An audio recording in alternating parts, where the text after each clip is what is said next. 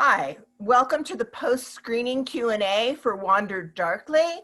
I'm Thelma Adams. I'm a member of the advisory board, a film critic and a novelist, and I am so happy to introduce you to the writer-director, Tara Miele, and to Sienna Miller, the star. Let's get started talking about this fascinating movie. My first question is kind of an odd one, which is, do you believe in the supernatural or life after death? Tara? Yeah, I love this question. We spent a lot of time talking about this in our rehearsal process as well. I think for me, I am very open to the idea of what I don't know, what is beyond sort of what we've quantified so far. I certainly have deep intuition about things at time and have a sense about things. And I think that was part of what led me with Wander Darkly was sometimes like emotionally what we understand versus what we understand intellectually. So I'm open to the possibility. I will say that much, yeah. And Sienna? Yeah, I feel like I agree with Tara. I like the idea of there being something beyond what we know. But then I also like the idea of there being magic in the everyday, in the kind of miracles of just what it is to exist. But I'm open. I'm with Tara. And also, given that you're a female star and a female writer-director, often those powers of intuition, as you call them, Tara, are things that women are very powerful in. Yes. Yeah, I agree with that, yeah. What was the genesis of this film? When did you come on? And I saw that you had mentioned that Tara, that you had a car crash. Do you want to talk about the genesis of the ideas? Yeah, so about 7 years ago, my husband and I were in a pretty bad car crash. We, thank goodness, survived. We're fine.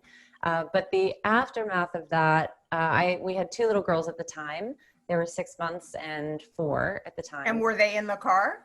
No, thank goodness. But sort of similar to the movie, somebody did run to the car and say, were the kids in the car? At which point I just started throwing up because the concept, the idea, I think that either they could have been in the car or I could have been pregnant 6 months prior or we could have died and they would be on their own. It just sort of changes your mortality, I think, parenthood, your sense of your own mortality. So about 4 months after the crash, I was quite concussed. But we went to Thanksgiving at my parents' house and they were screaming and the kids were screaming. And it was just kind of family chaos. And I just was struck by this very overwhelming feeling of gratitude for all of it, the very messy, delicate little lives that we were lucky enough to still be living. And I just wanted to sort of bottle that feeling up and give it to everybody that I could. So for me, that's making a movie. So that was sort of the beginning of how Wander Darkly started. And then Miss Sienna, Sienna was actually in my lookbook, like from very, very early on. And I always say— She was the one that you envisioned to play that character. Well, so this is kind of funny for me. I always say I wouldn't have envisioned like the most beautiful woman in the world to play me, like as a natural, like, oh, of course, Sienna should play me. But why not? I do think the most amazing thing about Sienna is that, under the ingenue, she is this incredible character actor. And I think people often don't even know they're watching Sienna because she morphs into her roles in such a true way. So yeah, I feel very, very lucky that we had Sienna along on this insane ride and that she was my partner in crime on this one. Yeah. Thanks, T. I was, Diego Luna and I share an agent, so I was actually snuck the script and read it and felt like it was something that I had to do and phoned up the producers and spoke to Tara and really advocated in a way that I haven't done before. There was something so moving about it, which I think obviously it's a very moving film and it's a very moving subject matter, but the idea of kind of analyzing a relationship or going back to the inception of a relationship and looking at the moments where you U-turned, where you went wrong. And I think it's about the most compelling part of being a human being. And it was so beautifully written and just such a wonderful experience to be on a set with so many women, which is just a novelty. It was totally new. And Diego, who we love as well. Diego. The ladies and Diego. I saw you talking to him, and you called him D, which was really, really very sweet. And he's a huge part of this movie. We don't have him today, but did you have alternate titles as you went along? Was it always Wander Darkly? Oh, I think there might have been a title that I don't need to mention early on. Okay. But yeah, the title came about quite early. We never sent out a draft of the script that didn't have Wander Darkly as a title. I had read a poem by Lord Byron, who strangely enough is like the great grandfather of our production designer, Katie Byron, which I think is crazy, but in Connections his time, everywhere. Yeah, everywhere, absolutely. In his time, the scientists believed that the sun would soon extinguish. And so he had written this, I mean, really a dark poem about what would happen on the earth when all the light went out. And one of the lines is, "The stars did wander darkling." And I just was really compelled by what a beautiful way to say something so horribly sad, darkling being the opposite of twinkling. And so Wander Darkling didn't quite work on a poster, I thought, so we moved it to Wander Darkly. I never knew that story. Oh, really? Yeah. It's a beautiful story. It's a beautiful story. Now, how much of Adrienne was on the page, Sienna, and how much did you blow her out, or what did you take from your own life to flesh her out a little bit? Well, I felt like it was a story that was obviously really personal to Tara, and so having her at the helm of this was really all the guidance that I needed. Mm-hmm. The script is what you see on the film is really what she wrote. She obviously gave us the freedom to play around and sort of emote in ways that might not have been scripted and probably go too far and pull us back, and as these things kind of naturally evolve. But I think what really drew us to this project was the script and the beats of it. It was incredibly complex in actuality to make, but I had her personal experience as a touchstone throughout, because it's really her in many ways. And you touch on what was my next question, which was, how do you do the continuity? The structure of it is so complex. How did you shoot it continuously? How did you make those little tweaks so that we know what's real and where are we? Real and where are we? Yeah, it was a constant conversation. That's what I'll just say. We were constantly, before we started shooting, we made a real timeline. I made sure I wrote everything in order of how it actually happens and on an actual kind of a calendar timeline. And then while we were shooting, we had my assistant director put that into like a separate document so that we always knew where we were. And then with Diego and Sienna, I remember there were times, specifically, I think we were shooting the Day of the Dead, and Diego actually he's really a director in his own right, and wonderfully smart and talented, and he said, let's go through and mark where we're in the past and where we're in the present and where the turn is. And I was like, oh, that's such a good idea. We should do that. Let's do that. Yeah, and there were some lines where, Diego and Sienna would be like, well, is this past or present? And I would say, oh, God, it's kind of both. I'm so sorry. It's like, well, how do you play being in two times and speaking with two senses of emotion or two senses of consciousness? So it was quite a thorough and constant and, really like always finding a balance, really always trying to know where we were in time, and then exploring what felt right, because sometimes it was just about what felt right. And sometimes it changed from what I thought was on the page, of course, and thank goodness that Diego and Sienna were such incredible partners, because that really made the difference, right? Like if you had two scene partners that weren't like turning together and building those moments together, it never would have worked. So yeah, it was a lot of work, a lot of great fun, crazy, insane work. Yeah.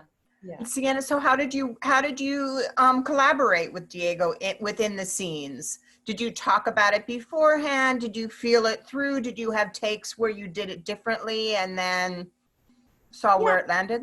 It was really confusing. It was probably the hardest thing. Sorry, my dog is now broken in and is growling in there. Sorry about that. Well, I have an ancient cat that may come through and go, okay. So. That was very good. We were really, it was a really strange thing, because obviously the style of acting that I'm drawn to, and I think that is the contemporary style of acting, is just as naturalistic as possible. But when you kind of break that natural realism and you step out and you're sort of observing yourself in the past, it just requires a huge amount of trust. And I think that there were moments with Tara where we were like, what is happening? You know, and she just would say, trust me, this will work. And it's in, you know, it was very surreal. But I think having a friendship before we went to shoot this and trusting him as an incredible actor was really useful, because we could kind of soundboard off each other and support each other. It was really emotionally extremely difficult to be in that state of deep grief and perpetual confusion. Much like 2020, I think it's a perfect time for this movie to come out. Someone's like, oh, right, weird, just disorientation. That's my dog. Right. But he's walking out behind you. Having a partner in crime like that man, who is about, you know, just the most empathetic and brilliant collaborator I could have wished for.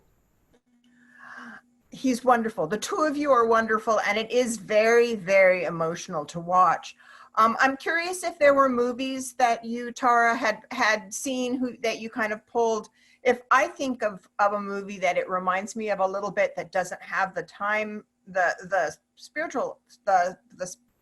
spiritualism element, is like Blue Valentine.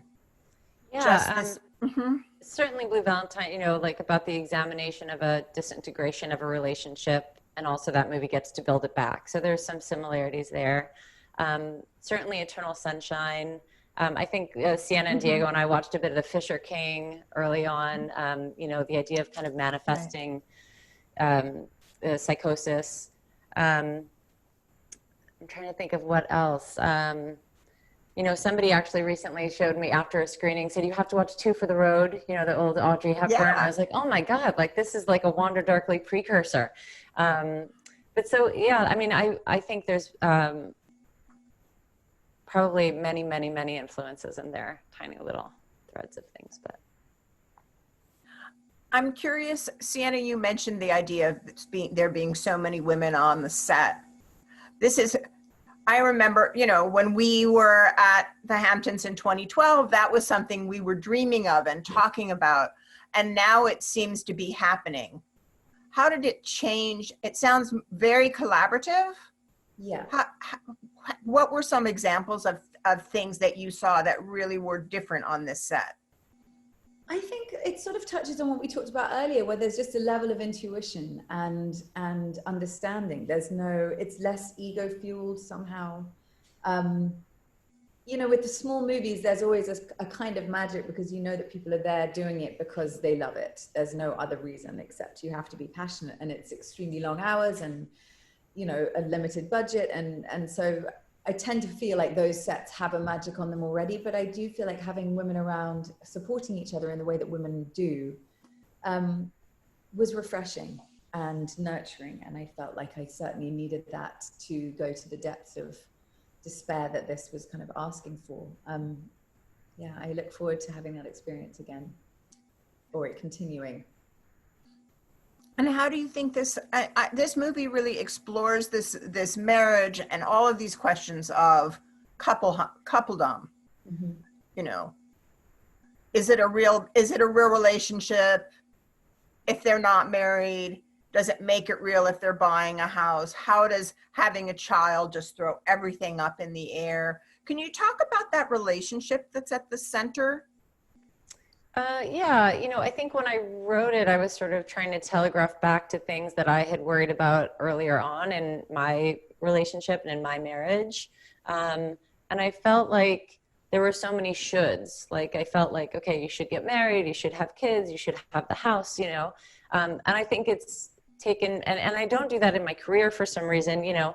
I don't know that trying to be a filmmaker is the most steady, stable, it's not obvious path for anyone. But yeah, I think for myself, trying to pull back from the shoulds is a big thing. And, you know, the arguments between my husband and I, if I'm fighting about like the dishwasher, you know, I'm fighting about 100 different things that have happened since 2002, and he's fighting about the dishwasher. So there's something too just different in the way that our brains work, that I was really interested in that. And also I think I was at a point in my life after the car accident where I was interested in, maybe I'm not right about everything, and what if I'm not, and what is the story we tell ourselves, and how do we, you know, what does it mean to change the story of your past to look to your future differently, right? Like until we change that narrative, we won't change the future, like in our path forward. But yeah, it also very much deviates. I mean, you know, that we did get married. We, you know, our relationship is certainly not, it's not a documentary. Although Diego at one point said, the script is a newspaper. I think when we were filming at my house, he was like, this isn't a script, this is a newspaper. I was like, okay. Okay. Yeah. There is that feeling that, you know, that the argument that they have in the car is not the argument that's breaking them up. Mm-hmm. And that seems so true to me, that they're in the car and they're having this argument and they're really not that far apart, but that it's just such a hard time, such a struggling moment for them.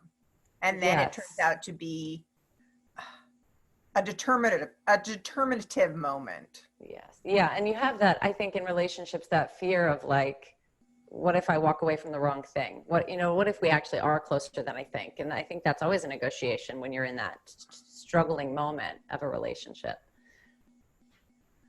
So what do you want at this point? What do you want people kind of at the end of the movie, are people who are watching our Q&A who've seen the movie, what do you think they're going to be talking about as they walk out? I mean, one of the things that we just said is that we have this kind of trajectory of our relationships. We live inside them until something shakes it up. We don't really know what we have or had. Mm-hmm. What do you think, Sienna, what do you think people are going to be talking about as they walk out? I think virtually. Virtually. I think there's something incredibly life affirming about this film. Like for all the grief and everything, you know, it's heavy. But I think that I was left with a sense of real gratitude in a way. And I think that now is the moment to really look at what we do have and be grateful for it. And in spite of the tragedy that she suffers and that they suffer and all the things that go wrong, she understands the deep love that was shared and is grateful for that. And I think it's easy to get complacent or sort of whatever about our own lives, which are pretty fantastic in many ways. But I want people to be deeply moved, and I want them to be provoked in their thoughts and to maybe look at their life and take a moment, which is what I think all art really aspires to do. I'm rambling. Sorry. No, I think that was the, you know, that's what art is. That's what this kind of movie is to shake you up and to have you really wonder, I mean, about car crashes and how they change the path of your life, of your domestic life. Yeah, and how fleeting it can all be, you know, how everything in a moment can change. So to make the most of the things that we have while we have them. Right, exactly. Yeah. And Tara, do you want to give us the last word? Yeah, you know, I hope people watch this movie and leave it feeling closer to the people that they have in their lives, you know, hug your wife or call your mom or pet your dog or whatever that is, you know, it's like. Hold on to your child. Yeah, hold on to your babies, especially right now when we're all sort of like pandemic focused and in this struggling moment, you know, like focus on the love and find that gratitude if you can, you know. Yeah. Thank you. Thank you both. Thank you, Tara. Thanks, Thelma. And Sienna. And I hope to see you again in reality in the Hamptons in the future. That would be lovely. Thank you. Take care. Bye.